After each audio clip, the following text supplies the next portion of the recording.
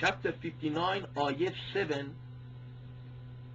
inshallah, any of these verses that you recite, you go later on to the verse itself and even the verses before, the verses after, in order to get better perspective regarding the ayah itself, the verse itself. But because we are targeting one particular subject matter, we just cover the part that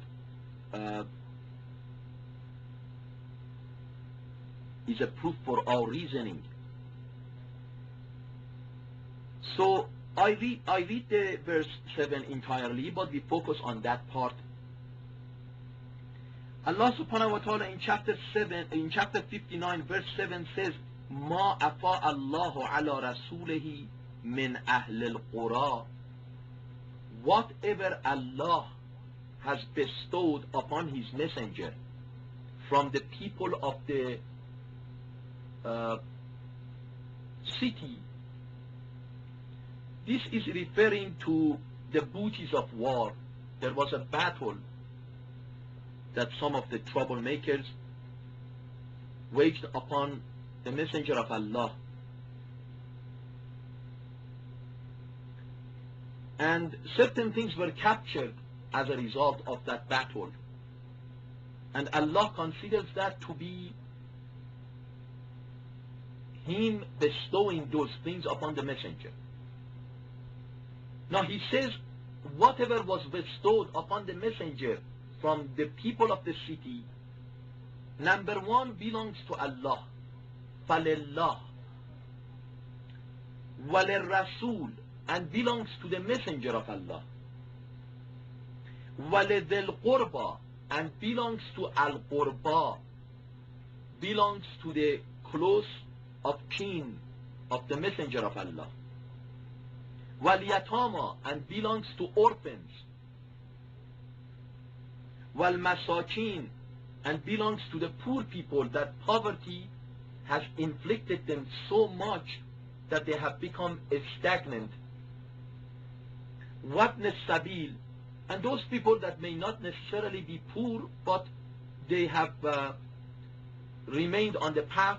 Ibn Sabil literally means son of the path.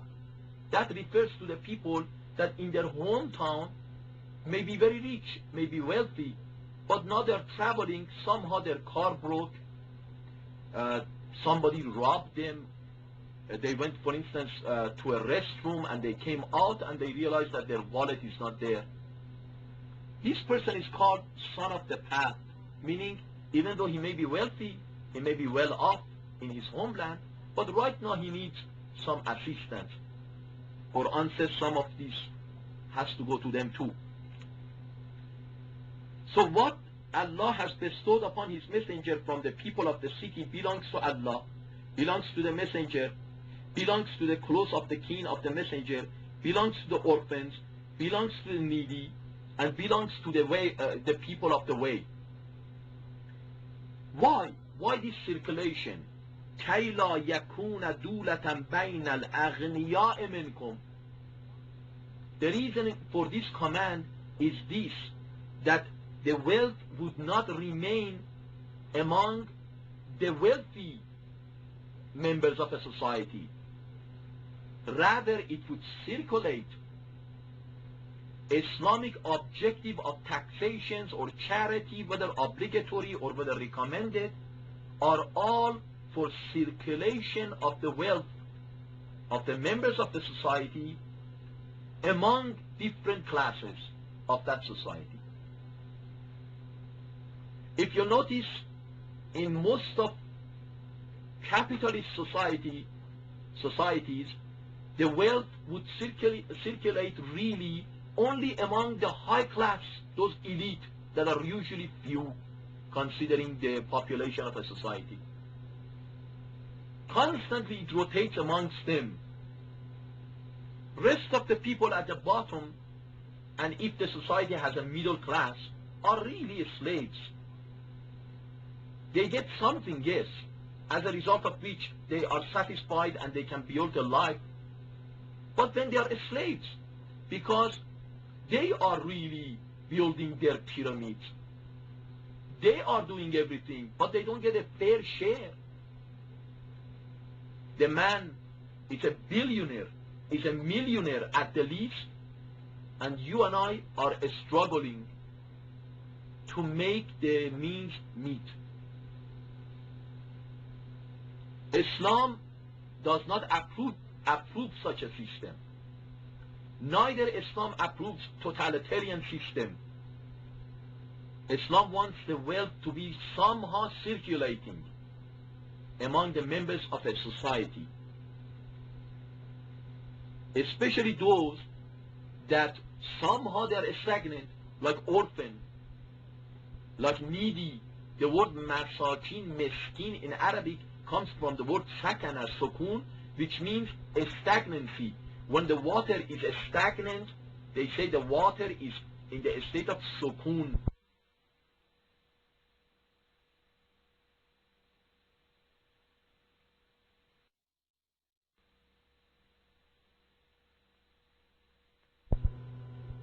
So the word sakana, sukun means restfulness.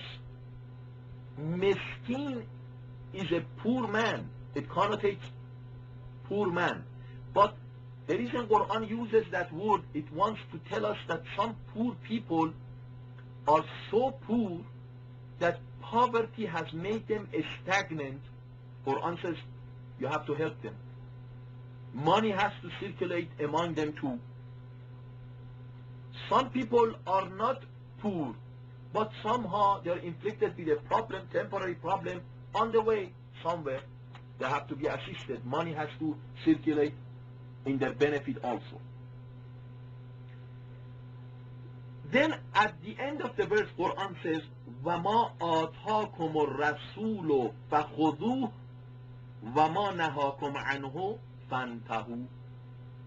This is a universal principle regarding the knowledge of prophet according to Islam. If somebody wants to know according to Quran who is a prophet, not what his name is, not how tall he is, not what color of hair he has. These are not information about prophet. These are information about his body, perishable body. But rather who he is, what authority a prophet has, what is the difference between him and us as the members of a community.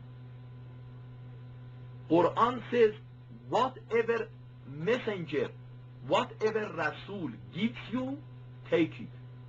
Whatever he prevents you from, whatever he prohibits you, get away from it. مَا آتَاكُمُ الرَّسُولُ فَخُذُوهُ وَمَا نَهَاكُمْ عَنْهُ فَانْتَهُوا.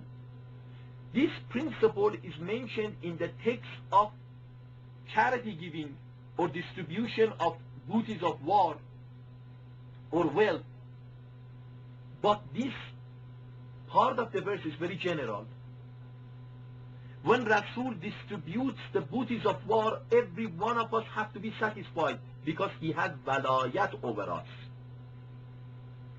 He is superior to us. He is the messenger of Allah. And if somebody asks you why is he superior to us? The reason for that is because he is Rasulullah.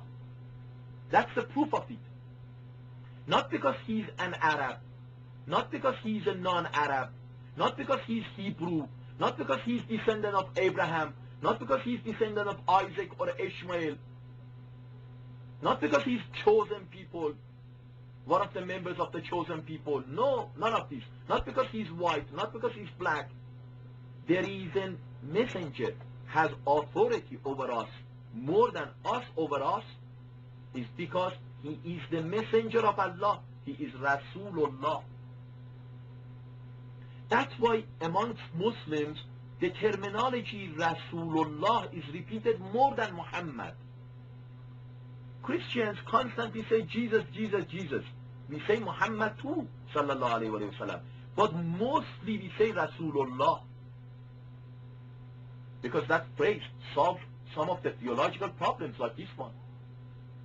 Why that man has more authority upon me than me to me? Because he is Rasul.